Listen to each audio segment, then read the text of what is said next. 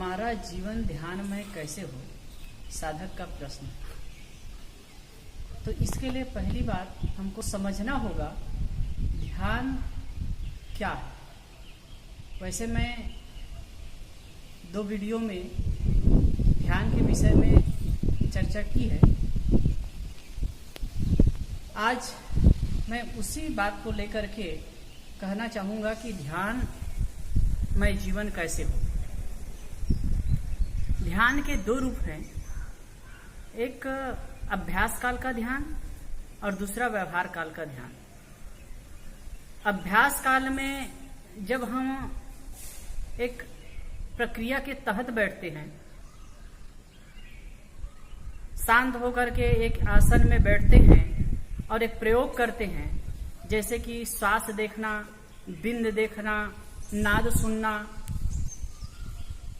तो ये जब करते हैं, अभ्यास करते हैं, तो धीरे धीरे मन बाह्य तरफ से हट करके अंतर्मुखी होता है और जो हम ध्येय बनाते हैं उसमें लगता है। और अभ्यास अधिक बढ़ता जाता है तो धीरे धीरे वो स्थिति आती जाती है और हम एकाग्रता की स्थिति में आते हैं। इस विषय पर यह भी समझना होगा कि एकाग्रता ध्यान नहीं है। एकाग्रता प्रारंभिक स्टेप है। एकाग्रता का मतलब है एक अग्र, आगे एक रहता है। हम बाह्य विषयों को भूल जाते हैं और जिस शुभ ध्येय में मन को टिकाते हैं तो वहां पर मन टिका रहता है। वो ध्येय कुछ भी हो सकता है।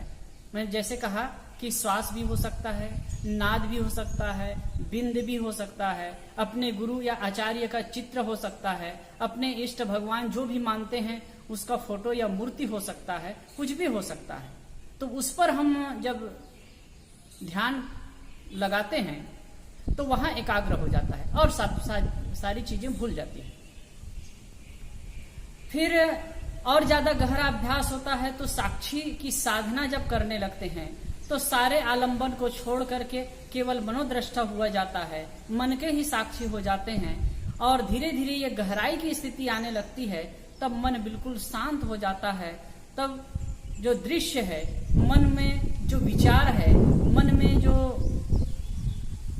विचारों का प्रवाह होता है वह भी शांत हो जाता है। मन बिल्कुल शून्य के समान हो जाता है। तो ये अभ्यास काल का ध्यान है।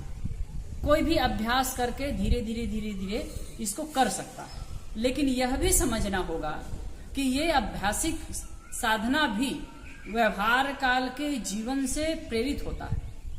यदि हम व्यवहार काल में सजग और संयमित नहीं होंगे, व्यवहार काल में होश पूर्वक नहीं जिएंगे, तो अभ्यास काल में ऐसी स्थिति नहीं आ सकती। लेकिन फिर भी कुछ प्रयास से हम एकाग्रता की स्थिति और निर्विचारता की स्थिति में आ भी जाएं,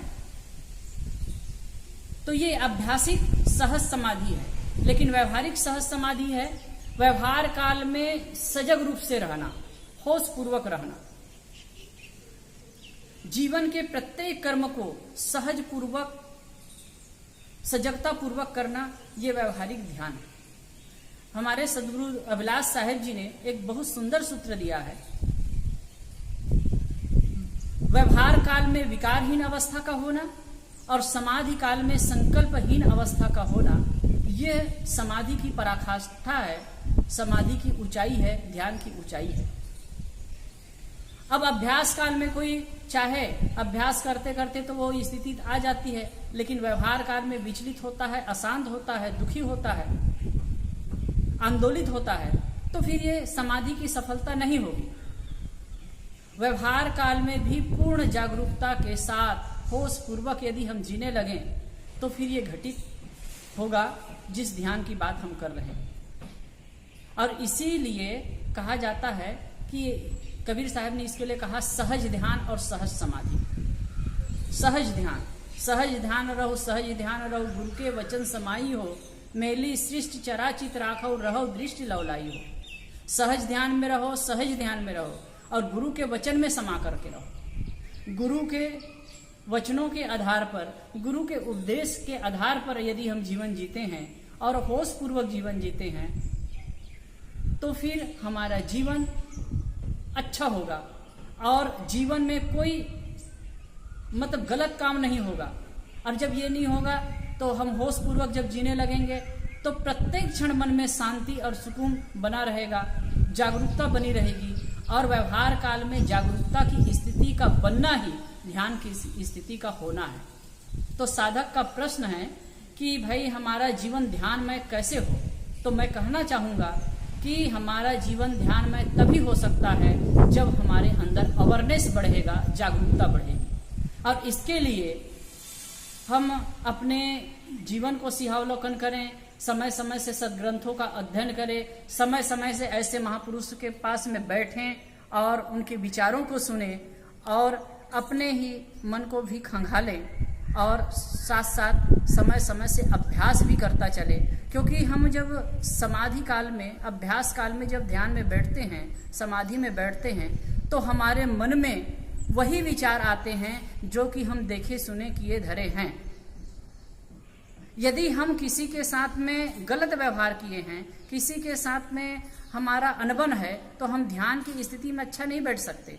यदि मन में कलमश है, द्वेष है, घृणा है, मदमत्सर है, तो हम ध्यान में बढ़िया नहीं बैठ सकते।